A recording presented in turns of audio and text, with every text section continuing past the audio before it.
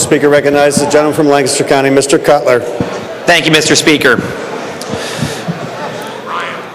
Wanted to take some time, previously on the calendar we had a resolution regarding the ALS Association. The Speaker so graciously recognized them earlier, and as many of you know, I've got a personal connection with ALS, or Lou Gehrig's disease.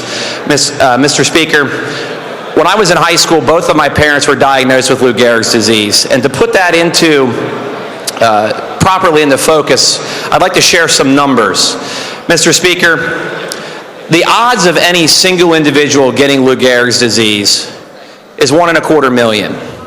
At the time of my parents' diagnosis, they were one of 2 living couples, one of 8 couples in the history of the United States and the medical records that were available that had been diagnosed after marriage, both with this horrible disease. Mr. Speaker, Lou Gehrig, for whom the disease has been named, was the Iron Horse of baseball. He was the man that nothing could stop. Being a Yankees fan, I was obviously partial to him and his legacy. And Mr. Speaker, it was sad to see this disease so tragically end his career. Mr. Speaker, this disease affects people in different ways. And we as a Commonwealth have, I believe, a duty to care for our citizens who have Lou Gehrig's disease. By our estimates, there's probably 900 of these individuals in the Commonwealth. Mr. Speaker, we are blessed to have a wonderful clinic system here, and they have been providing these services for some time. We benefited from them. They came, they provided help, they provided medical equipment, they provided expertise, Mr. Speaker, that we could not find in any hospital that was locally. And Mr. Speaker, I appreciated that. More importantly and more recently, the members of the ALS Association of Philadelphia and Pittsburgh have been up here advocating to each of you regarding Department of Health grants and different items of spending that are important to them. I wanted to convey my sincere thanks for each of you who has taken time out of your very busy schedules, each of you who has taken time to listen to what they are interested in, to listen to what is important to them, because every time that you open your door, your ears, and your heart to them, I feel as if you're doing so for me.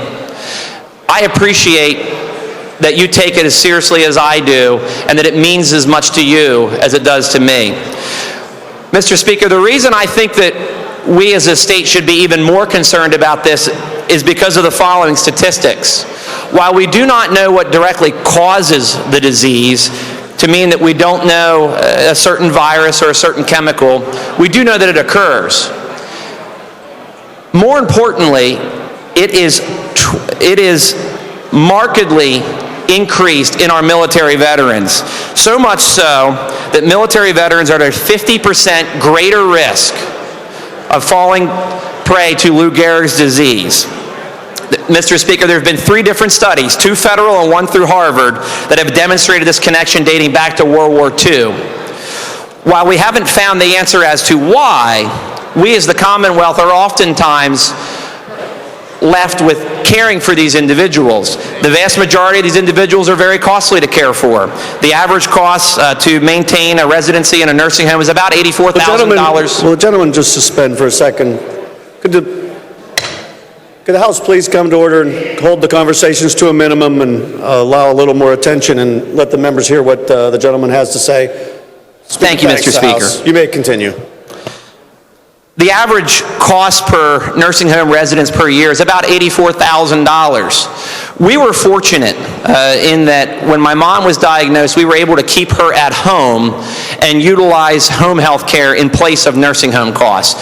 Even back during the late 90s, this was almost $6,000 a month that we had to pay for, predominantly out of pocket. Because of the Medicaid provisions, my mother was required to sell her home.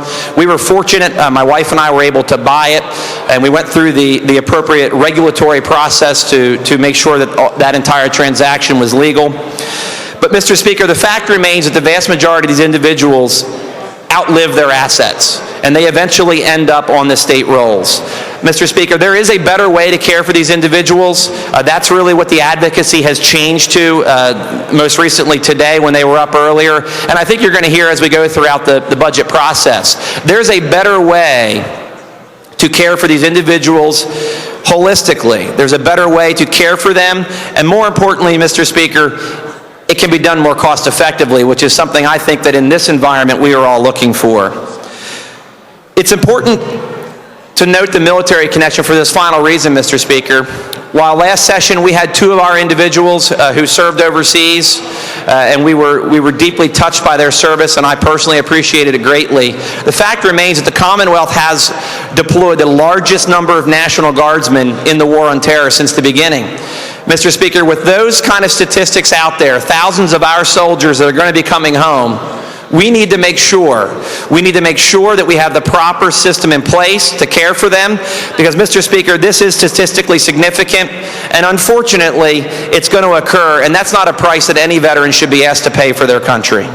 Mr. Speaker, I again sincerely thank everyone for their time, their attention, and I thank you as we move through the budgetary process, that recognizing that times are tough, money is tight, that you still took the time to hear about them, their individual needs and concerns, and I, from the bottom of my heart, wanted to express my gratitude and appreciate every effort that you all have taken to accommodate them in their schedules. Thank you.